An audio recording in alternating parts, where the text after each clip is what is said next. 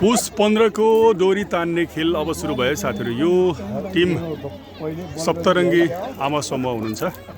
यतापट्टि यो टिम चाहिँ पञ्चशील महिला समूह।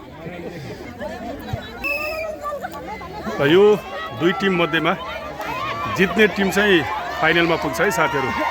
सप्तरङ्गी आमा समूह र यतापट्टि चाहिँ पञ्चशील महिला समूह।